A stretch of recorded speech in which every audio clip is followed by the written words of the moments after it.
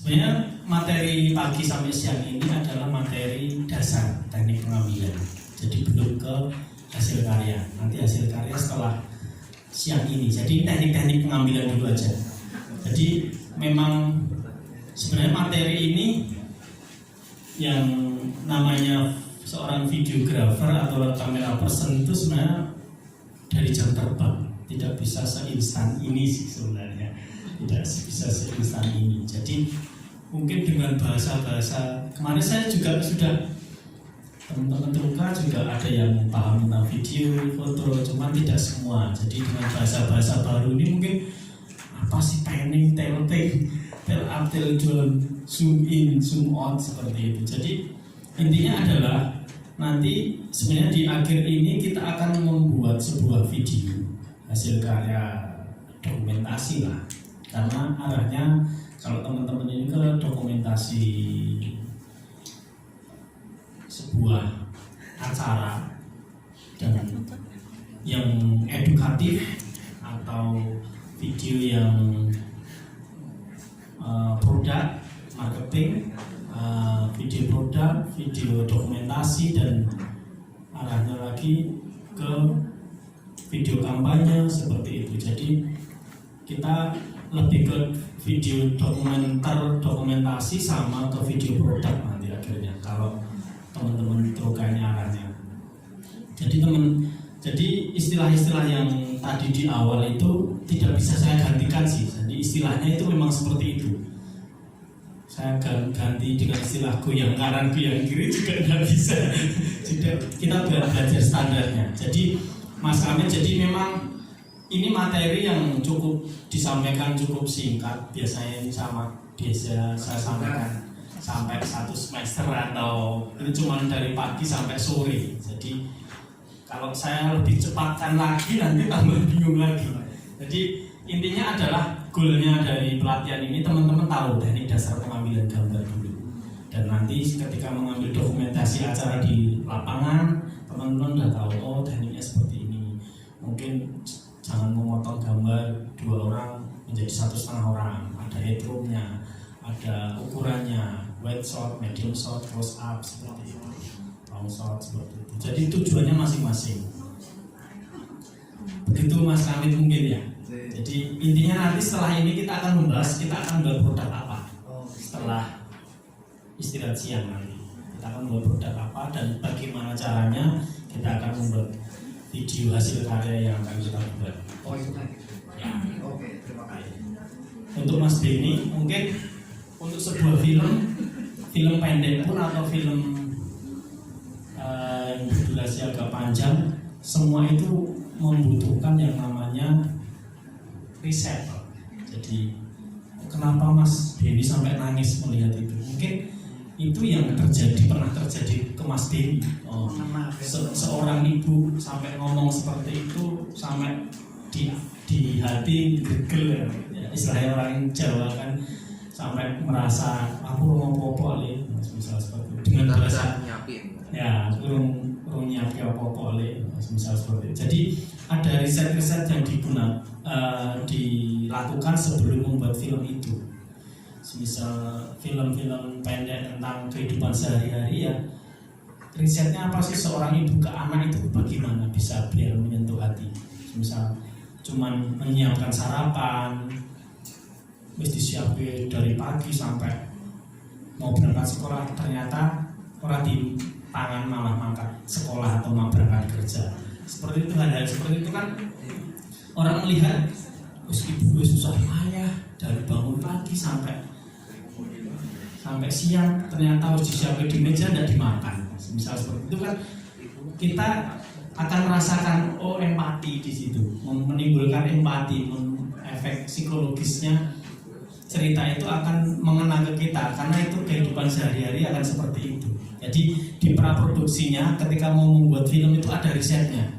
Oh kita mau membuat tentang Natal kah atau tentang keluarga kah atau tentang itu ada risetnya. Ada membuat riset dulu, mengumpulkan data biar video ini bisa diterima, biar video ini bisa menyentuh hati yang orang yang melihat seperti itu. Jadi ada risetnya dulu sampai mengeluarkan ada teks, ada narasi yang aku belum urung apa-apa nih, belum ngapa-ngapain misal seperti itu. Jadi ada riset khusus, ada persiapan khusus praproduksinya untuk menyusun narasi cerita biar bisa menyentuh penonton yang melihat misal seperti itu. Terus untuk teknik pengambilan orang naik sepeda motor yang sering saya lakukan biar tidak goyang, itu kami menggunakan mobil pickup atau pakai apa ya, kayak pickup gandeng gitu ya. Jadi motor itu saya taruh di atas pickup terus kita ambil. Jadi bukan orang bener-bener naik sepeda motor. Ada yang real orang naik sepeda motor, kita ambil pakai apa itu? Kita pakai kamera, pakai steadicam seperti ini bisa. Cuman agak ribet. Tapi ketika pakai bak terbuka atau kita setting biasanya sih, kalau memang ada adegan itu sampai setir mobil seperti itu. Jadi orang naik sepeda motor di atas mobil bak, kita setting dengan angle yang pas dengan komposisi jalan, kita ambil jadi di atas mobil bak itu kita pakai tripod, pakai dolly track, ya, dia cuma naik sepeda motor aja seperti ini, tapi tidak jalan, dia di atas bak motor bak seperti itu. Jadi apa ya, hasilnya nggak goyang, tidak terlalu goyang dan hasilnya cukup bagus untuk dilihat, dan tapi biaya produksinya mahal. Untuk satu shot seperti itu kita harus sewa motor bak, kita harus setting motornya diikat biar nggak jatuh, biar nggak goyang. Seperti itu juga naik mobil juga seperti itu. Ada yang pakai steadicam yang dikasihkan ke bodi motor, di situ juga bisa. Tapi kan butuh alat khusus untuk itu, ada di mobil, atau pakai steadicam seperti ini, stabilizer seperti ini juga bisa. Tapi yang sering dilakukan untuk pembuatan film ketika adegan naik mobil atau motor, biasanya dia menggunakan mobil bak terbuka. Jadi seakan-akan naik motor sebenarnya di atas mobil bak terbuka, terus di depannya ada kamera untuk pengambilan adegan. Karena kan itu kita butuh audio juga, butuh atmosfer audio juga, terus adegan itu bisa diulang-ulang. Jadi nanti kalau take-nya tidak berhasil ya mundur lagi, mobil bak itu mundur lagi biar background-nya sama sesuai jalan yang dilalui dari awal. Mungkin seperti itu mas. Jadi lebih gambarnya lebih steady. Ini ada sistem follow object. Jadi dia disetting ketika saya jalan, dia itu jalan di atas saya. Ada mobil jalan, objek itu sudah disensor, dia ikut jalan dia kemana dengan ketinggian tertentu. Jadi sekarang lebih enak. Jadi pengambilan gambar dari top angle atau establish dari atas lebih enak. Pengalaman saya dari pertama, saya ingin mengambilkan foto udara atau video udara dulu pakai helicam. Kita pakai helicam itu kita desain sendiri, pakai handycam terus helicam terus diterbangkan. Hasilnya goyang semua untuk karena meminimalis budget. Akhirnya pengalaman kedua saya dikontrak sama Angkatan Darat TNI untuk pengambilan mapping kepulauan. Jadi kita pakai foto udara, video udara pakai helikopter akhirnya. Real pakai helikopter dengan sekali terbang 25 juta. Padahal saya butuh di atas sekitar 3-4 jam. Akhirnya kan berapa puluh, akhirnya biayanya juga membengkak. Nggak efisien. Akhirnya saya pakai gantung motor terbang. Padahal saya paling malas dengan ketinggian, tapi berhubung itu bekerja ya sudah. Saya pertama pakai helikopter itu sampai diikat di samping gitu ya. Kan harus mengambil seperti ini.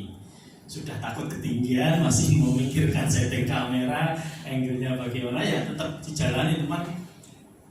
Butuh tes beberapa kali, tes mental, tes kesehatan untuk seperti itu kan, biar nanti pernah kejadian juga karena seorang kameramen ketika udah oke sampai di ketinggian dia pingsan terus kerja di atas. Misalnya seperti itu. Jadi apa yang dibayangkan dengan realita ketika di atas itu berbeda. Ekspektasi Ternyata seperti itu, dia harus begini, dan akhirnya dia pingsan dan jadi produksi turun, tetap sewa kan 25, waktu itu 25 juta. Terus akhirnya ya saya pakai helikopter itu muter ke Pulau Jawa, terus beberapa di Sumatera kita muter pakai helikopter itu. Yang kedua, hasilnya lebih bagus, budgetnya lebih murah, kita pakai gantoli motor. Kita terbang sampai ketinggian berapa ratus meter, mesin di atas dimatikan. Kita melayang-layang aja. Ya, setir kayak ini. Tapi pilotnya murni, dia pilot murni, bukan pilot ada laga. Jadi dia kepala pilot di Lanut di Jawa Barat sana. Saya di pilot itu. Jadi kita pakai komunikasi itu, kita terbang dengan ketinggian tertentu, kita butuh video udara, foto udara, kita sampai ketinggian tertentu itu mesin dimatikan. Jadi kita melayang. Jadi pengambilan gambar, sukses seperti itu. Ya hasilnya lebih bagus, sewanya lebih murah. Kalau pakai helikopter, satu berisik dengan mesin, kedua goyangannya juga terlalu tinggi, dan resiko seorang campers juga kita harus diikat dan lain kan, kita harus setengah turun kan dari bibir helikopter itu kan, harus kita setengah turun gitu kan. Jadi ya sedikit takut gimana, tapi menyenangkan gitu. Kalau biasanya Ernest Prakasa itu drone raksasa. Drone raksasa. Tapi sekarang saya udah punya drone. Saya bayangin dulu yang terbang, kameramen terbang, sekarang kameramen di bawah, drone-nya, kameranya yang terbang. Pakai drone ini kan lebih enak sekarang, teknologi sangat membantu. Jadi kita ambil apa ya, raw opening dari sini, kita di sini, kita udah sampai ke Ambarawa sini. Ya, dia terbang sendiri, kita di sini. Ambil apa terserah kita. Dia jatuh ya paling drone yang jatuh, kita tidak jatuh. Kalau dulu ya helikopter jatuh, kita ikut jatuh. Jadi untuk pengambilan teknik, pengambilan seperti Mbak Christine bilang tadi, bisa pakai drone seperti ini. Jadi ada juga pengambilan di dalam truk itu, settingnya juga bisa. Jadi kita ambil di dalam truknya, terus kita pakai tripod di dalam, shot cut seperti itu juga bisa. Jadi establish untuk pengambilan gambar untuk ketinggian dan pakai drone itu. Dan teknik-teknik pengambilan untuk di film macam-macam sih. Untuk kegiatan pengambilan itu bisa digunakan dengan cara yang namanya konsep menuangkan ke dalam sebuah gambar itu macam-macam.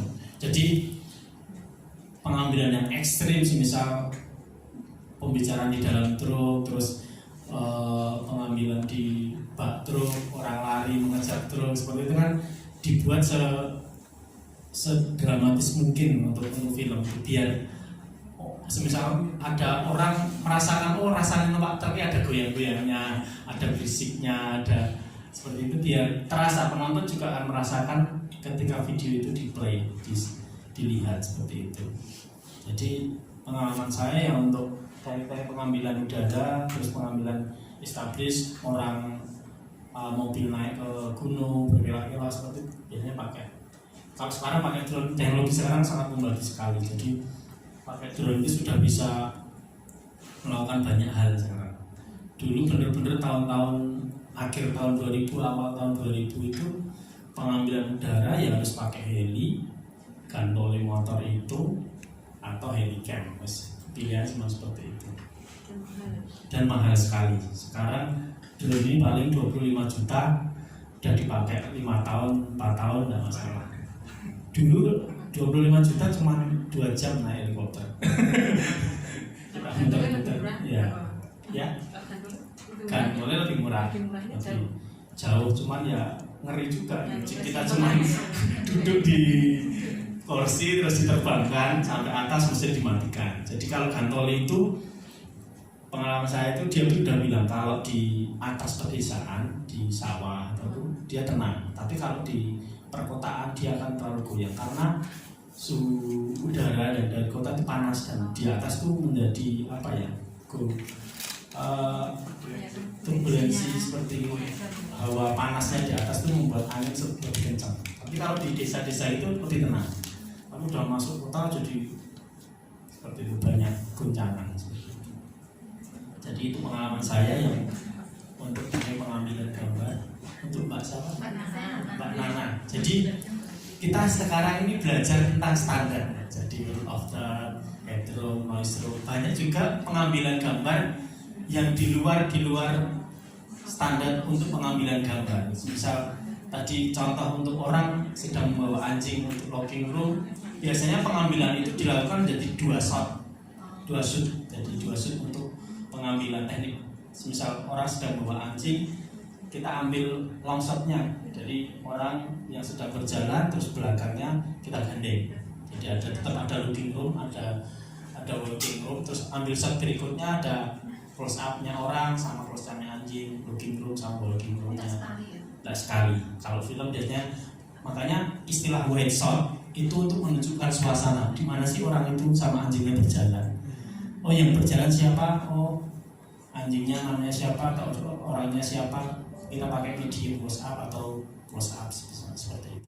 Saya pernah pengambilan gambar di Keraton Solo. Waktu itu tentang pembuatan film dokumenter tentang sesajen. Itu kembali lagi ke bisnis tadi. Saya itu semua aku prepare ya, produksi prepare di lokasi itu udah clear, secara teknis oke, secara alat oke, secara kru oke. Ketika mau mulai ada aja yang lampunya mati, kameranya tidak bisa merekod, dan akhirnya hari pertama itu gagal total. Sebelum udah oke, udah syuting selesai, hasil rekod oke, sampai di meja editing rekaman sudah nggak ada semua. Itu terjadi seperti itu. Jadi di monitor itu yang rekod light merah nyala, tapi ketika dibawa pulang di review tidak ada. Terus itu kejadian terparahnya. Kedua kan kita orang produksi kan logika aja loh. Listrik itu tancap, power supply tancapkan kan pasti ada aliran yang selesai. Berarti udah dapat asupan power supply yang cukup. Ternyata buat menyalakan lampu tidak bisa. Itu menjadi pengalaman. Jadi ketika produksi di lokasi tertentu ya sekolah nuwun dengan caranya masing-masing. Dan untuk etika mengambil gambar, ya kembali lagi ya etika untuk mengambil gambar itu ya cerita dari Mas Eri tadi sampai naik meja. Mungkin gini, maksud dari pengambilan teknik-teknik seperti itu mungkin dia punya maksud yang bagus. Karena tadi juga saya banyak ngobrol dengan Mas Bagus tentang marketplace. Jadi kedepannya banyak program-program arahnya ke situ tentang foto produk, video produk yang akan dijual. Jadi nanti kalau besok memang lebih ke foto produk dan teknik-teknik pengambilan secara fotografi. Kalau hari ini tentang pelengkap untuk videografi. Jadi produk-produk yang bisa divideokan atau membangun sebuah citra produk atau profil seseorang atau profil perusahaan bisa diangkat lewat sebuah video biar lebih dapat dikenal dan dipahami banyak orang dengan citra yang bagus yang jelas. Jadi teknik-teknik pengambilan gambar yang sudah teman-teman pelajari tadi nanti diaplikasikan dari nanti bisa memakai handphone, bisa memakai kamera. Saya ada 1, 2, 3. Kalau mau pakai kamera besar ya sudah ada 5. Kalau pengen drone juga latihan terbangnya drone di depan atau di halaman tidak masalah. Pakai drone juga tidak apa-apa. Tapi kalau drone saya dampingi nanti. Siap. Itu jadi latihan aja. Terus jangan takut salah, tidak apa-apa. Dicoba aja pengambilan gambar seperti ini. Nanti kita review aja. Kita play lewat PC. Teknik kita gabungkan jadi penggabungan cerita. Jadi di awal pembuatan video nanti teman-teman harus mengutamakan praproduksi per kelompok. Nanti aku mau buat apa sih, ceritanya seperti apa yang kita angkat, terus ambil gambarnya, shotnya bagaimana, terus apa aja yang diambil. Nanti teman-teman diskusi sebentar, mungkin setengah jam boleh diskusi atau 15 menit atau 20 menit, disusun lewat teks, jangan di angan-angan ya, harus di teks. Oke. Tulis satu ceritanya tentang apa, misal testimoni, saya akan mengangkat testimoni tentang Mbak Nike. Oh, Mbak Nike orangnya seperti ini, oh orangnya baik, ini misal seperti itu. Terus diambil lagi beberapa angle, mungkin produk, saya akan branding produk tentang gelas ini bahannya dari apa, terus nanti saya ambil gambar dari mana, kelebihan gelas ini apa, seperti itu. Terus ada testimoni juga tentang gelas ini apa, misal seperti itu. Jadi praproduksinya nanti teman-teman diskusi dulu, mau buat cerita tentang video ini tentang apa, kalian teman-teman diskusi dulu. Nanti setelah diskusi baru di lapangan, oh saya ambil produksi di mana ya, di lokasi, mungkin di ruangan atau di outdoor, dengan background apa, lokasi di mana, pakai kamera apa, terus angle-nya bagaimana, kan sesuai dengan praproduksi nanti. Untuk pasca produksi nanti sekilas aja, setelah teman-teman sudah selesai kita akan review, misal kelompok A tentang branding, nanti kita akan susun. Oh ini videonya seperti ini, kita susun cerita dari pengambilan pertama sampai akhir. Nanti kita bisa lihat apakah sudah berurutan belum ceritanya, terus angle-nya udah bagus atau belum, seperti itu. Nanti tidak sampai ke grafis, sampai ke hasil akhir full 100% jadi enggak, karena di pasca produksi lebih panjang nanti.